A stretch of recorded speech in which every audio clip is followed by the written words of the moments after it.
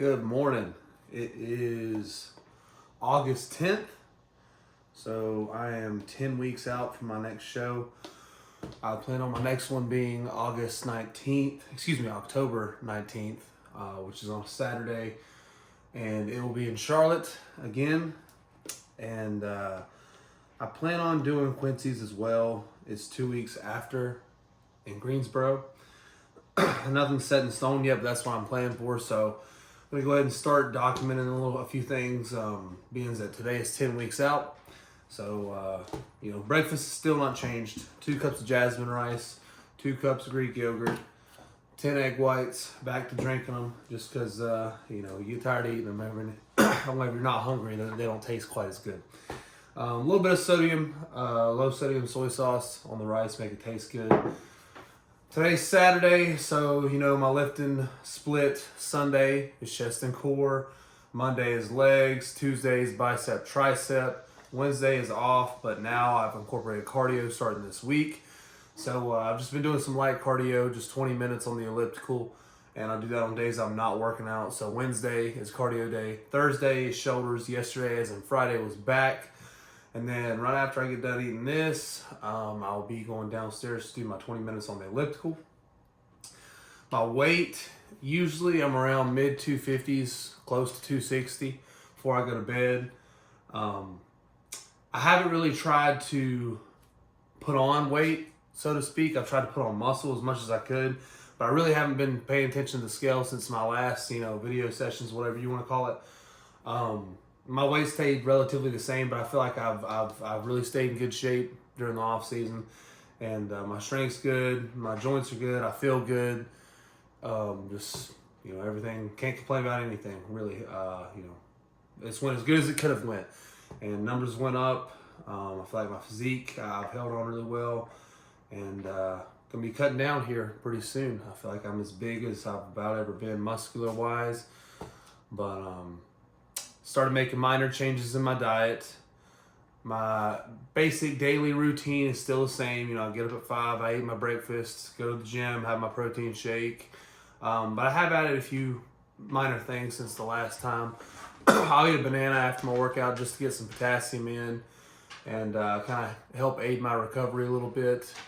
9:30, I'll have my can of beans, black beans, pinto beans. Then 11 o'clock, I'll have, like a bird's eye loaded baked potato with a lean source of protein, whether that be chicken or ground beef.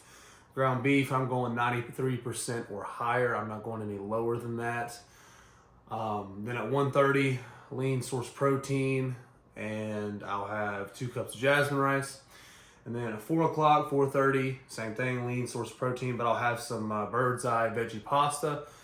And then I'll get home about 6 o'clock and take care of the dogs. And I'll usually eat one time before I go to bed. And that's usually just say 10 egg whites. I'll eat like 5 egg whites and 5 yolks. And a couple pieces of keto toast. And then I'll like a Fairlife protein shake. And then I'll go to bed. But what I have incorporated, just to keep my body firing on all cylinders, get my protein census as much as I can, I'll bring a carton of these upstairs. I got a little mini fridge, and I'll pop them in there. And when I get up in the middle of the night to use the bathroom, I will, believe it or not, drink a carton of egg whites. And your body's able to go through protein synthesis every 2 to 3 hours. So just trying to get every bit out of that as I can, and trying not to avoid fasting as much as I can. So just really kept my protein high. This off season, I've done really well sticking to my diet. I think I may have had alcohol one time this entire year. Have not been. I don't think I've had anything fried since my show. That may be a lie. I may have had damn chicken tender or something. But for the most part, I've stayed really, really tight on my diet. The worst cheat meal I'd have is, all you can eat sushi or going to a Japanese restaurant, which, Japanese restaurant isn't typically bad for you if you get the right stuff. Like I get hibachi made stuff versus, the sweet teriyaki sauce that's loaded with sugar. But regardless, any restaurant you go to, they're going to cook your food in oil and butter. And even if you're getting beef and rice or chicken and rice, they're making that food to make it taste good. They're not making it to help you look better. They want you to come back because the food tastes good. So, you always got to be careful when you go out. You can get healthier options, but it's always, in my opinion, best to cook at home because you know exactly what's going into the meal. You know what ingredients you're putting into it. You know what you're adding on to it. You know, pretty much down to the number of how many calories you're consuming if you're weighing out your food, which I do not. I eyeball it, but I feel like I can get away with it personally. But yeah, I've had some Jersey Mike's Philly cheesesteak subs. That's another thing I've had. I've had pizza maybe 3 times, 3 to 5, we'll say in there. That's my guilty pleasure. That's my number one cheat meal. If I'm gonna cheat, I'm probably gonna have pizza. To be honest, I eat foods that I enjoy, and I eat every 2 to 3 hours. So I really don't get bad cravings, especially for sweets and stuff. A lot of people's like, well, you're gonna have like a bunch of donuts or whatever, ice cream. I never had that once. I haven't had ice cream once since my show. I haven't had, obviously, I don't eat donuts. I just, that's not what does it for me. But pizza, on the other hand, yeah, I can't help myself. Every so often, pizza's the go-to cheat meal for me. And, sometimes I'll try to limit myself and not eat the whole pizza, but sometimes it's hard. But, yeah, aside from that, that's how my diet's been. I've stayed on track very well, and my weight's done good. My gains have gone good. Like I said, everything has been as good as I could have hoped for. Knock on wood, it's been injury-free. Did have some shoulder pain a couple weeks back, I'd say about a month or two ago. And it was really kind of affecting my back workouts as well as my pushing movements.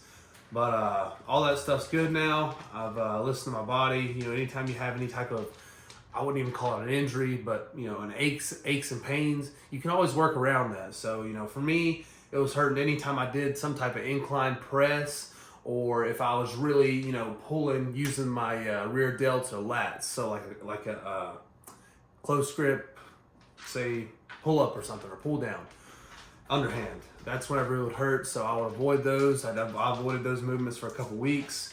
It was hard for me to avoid bench pressing because I do enjoy bench pressing, but I didn't go heavy. I went like 315 was as heavy as I went while my shoulders were hurting, and I would just do a lot of reps. But I always made sure I was good and warm before I did those too. A good warm up, stretch 15 minutes before you work out, get the blood flowing. Just made sure I never went in there cold to try to prevent as much injury as I could. Because I definitely don't want to get sidetracked and be spinning my tires, so to speak.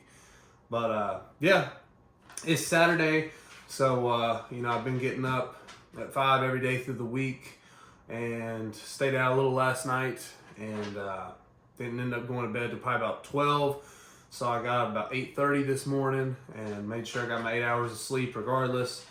And yeah, knocking this breakfast out, just giving you guys a quick update on how things are going, what my plans are. The minor tweaks that I made in my diet that I spoke of earlier, that would be stuff such as what I'm eating before I go to bed. If I'm not in a competition preparatory phase, then I would have, a whole lot of carbs before I go to bed.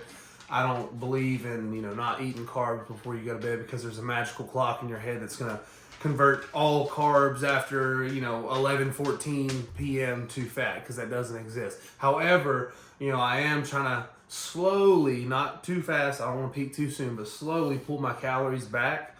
That way I can go ahead and start leaning out a little bit, and that way my cut there towards the end won't be so hard.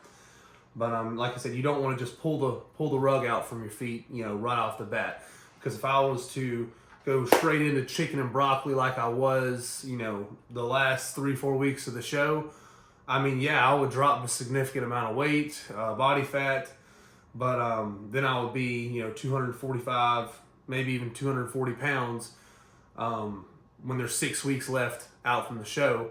And if I wasn't where my body composition wasn't where it needed to be, there's nowhere for me to go. I'd have to cut more calories. So you want to say you're here, you want to be here for 2 weeks, and then you want to be here for 2 weeks, and then you want to be here for 2 weeks, and then here, and then etc. You don't want to just go from here to freaking here, because once you go here, Well, once you plateau and your body gets used to having that many calories, that becomes your maintenance. You gotta go lower to lose more body fat. And I felt like, I wasn't literally, but I felt like I was about to freaking die, the last couple weeks of my last show. And I don't want to feel like that for 10 weeks. So, just trying to be smart about it. And, so I just, like I said, I hadn't been eating as many carbs before I go to bed. Like I said, before I go to bed, I'll have some like eggs and some keto toast. And to be honest, that's really slow digesting. And the keto toast, it does not taste bad. I put a little bit of, I can't believe it's not butter on there. And each slice, I may be wrong. I don't have the nutrition label in front of me, but I think it's like 50 or 60 calories a slice. But it has a lot of fiber. It has some protein. And I don't believe it has any sugar. So that's, in my opinion, a really ideal a really ideal meal to eat before you go to sleep. And, I don't mind breakfast food. So, I'll put like, say I make 4 pieces of toast. I'll take those eggs and I'll put them in between bread and I'll have 2 sandwiches, and then whatever eggs is left, I'll just eat the eggs. So, still do the sugar-free syrup on them if I'm just not feeling them that day. But like I said, for the most part, I don't mind it.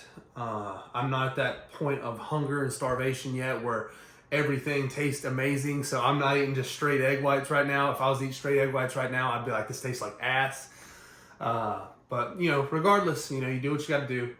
And, so that's how we're getting today started. These videos won't be as in-depth 10 weeks out as my videos were, like, whenever I was tracking my progress every single day. Whenever I get closer to my show, then I will start doing that. But I'll go ahead and tell you, since today I'm not working, and I'll be at home all day. I have my breakfast. I'm going to go do my elliptical workout, wash off, whatever.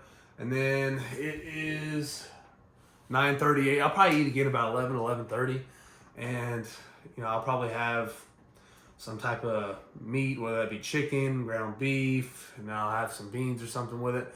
And, my meals will change in a minimal way while I'm here because I'm able to cook and make a few different options. Where I'm at work, I kind of just use the bird's eye vegetables as my go-to option. Because all I got to do is pop them in the microwave and, in 3 minutes I got them. So when I'm here, I might spice it up a little bit and have some different foods.